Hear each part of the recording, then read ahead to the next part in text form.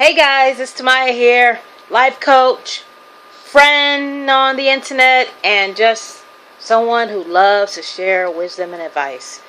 Now, right now I have a boyfriend. We've been together 3 years, and it's been successful because I made a choice to change my strategy. Okay? I decided what I could live with and what I can't live with. And damn it, I want a man who is compassionate, loving, who's got my back, and who can be in a commitment and is not afraid of commitment. By the way, this is my doggy Rufus. He just wants to be in the camera. Okay, all right, I love you too. Okay, all right. So and then there's Marley. Okay. Anyway, back to what I was trying to say is that so I made that choice. I made a choice to date outside of the scope of what I wanted it, because the man of my dreams had to be Idris Elba. I mean, he's like 6'2". He's chocolatey, and you know what? Damn it, I still like him. I still want him in my fantasy, but he is not part of my reality. And this discussion right now is about reality and fantasy that we have as women in relationships. Now, the first one is the Cinderella complex. Most women I know, they're thinking that they're going to find a man. He's going to ride up in his BMW, scoop her up, and rescue her from her life. And the reality is, it's not going to happen. Okay? You have to learn to love yourself, how to manage your expectations, and also, rescue yourself. Deal with your BS. Know what you want. Work on that. And you don't have to be a bitch. You don't have to be rude. But you just have to protect yourself from yourself, your hormones, and from the sleazebags out there, okay? The men these days are not trying to rescue anybody. They really aren't. I mean, those days have passed. It's sad. But, I think with feminism and all this stuff, and women want to be equal and stuff, there's really no incentive for a man to think he can come and rescue somebody. Okay. So the next one is, because he has sex with you, he loves you. Now, I think that's common sense for most people that is not the truth, okay? Most men have sex because they have hormones, and they got to get their needs met. Just like my dog has to get his needs met, that he wants to cuddle with me. And he doesn't care whether I'm on the phone or if I'm talking to you. He doesn't care, okay? And just like my dog, sometimes men can be the same way, He's not thinking logically. He's, all right, Rufus, I need you to sit down somewhere, okay? Anyway, another thing, a lot of fantasies that women have is that they're going to find a man that can read your mind, anticipate your needs, and fulfill your needs. Most men cannot read your mind. They don't know what you want. Some of them just don't give a damn, okay? But if you want something and you need something, you have to communicate that with them. You have to say, I want to get to know you, I just want to get to know you, and over time we can build trust. But right now, we're just having fun. We're getting to know each other. And therefore, you get a chance to observe him for who he is. Whether he's a nice guy, he's got good values, or he's just someone that's looking for a good time. Right, Rufus? Okay.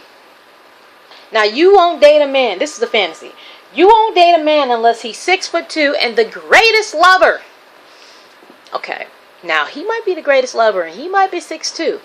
But don't expect a man to want to be in a relationship with you, or fit your mold of what a good man is if you're just basing it on his image or what he's presenting them. It's just like an interview. Everybody presents their best self in an interview. And most men are going to present themselves in their best light when you first meet them.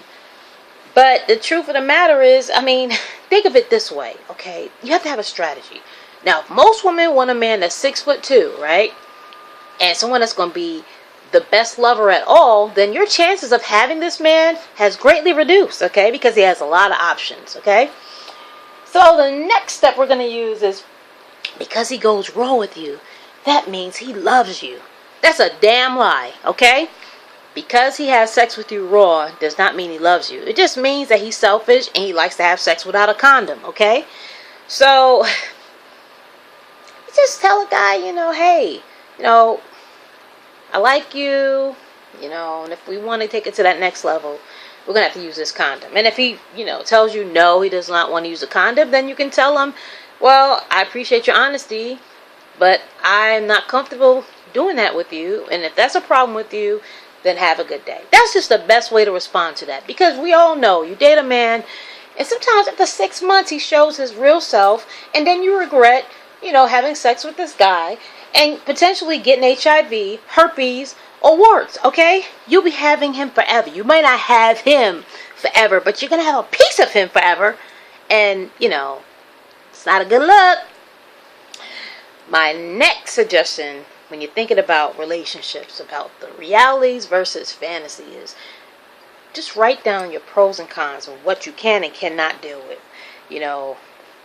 If you cannot deal with a man and he's 5'2", but you have a man that's in your corner, he's like your best friend, but because he's short, that's a barrier to you having a relationship, why don't you consider giving him a chance?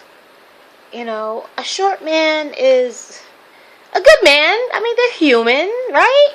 Give him a chance. Date him. If you don't sit your honey down now. No, I'm not abusive. I'm just setting boundaries with my dog. Please don't call the cops. Anyway, so this is my, 2 cents on relationships, fantasies, reality, and you can just take it or leave it. But I honor you and the choices that you make, and I hope that you honor the choices that you make and think about the long-term consequences, because there's enough kids out there without fathers. There's just so many kids out there that's lacking guidance. And if you do have children, think that they're going to be watching you. You're modeling to them what appropriate behavior is, what positive and good choices are.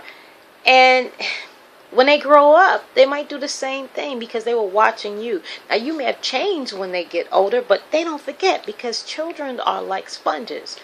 So this is Tamaya, and once again, I'm going to sing my song. Subscribe, like, and share. Subscribe, like, and share. And subscribe, like, and share. Ooh.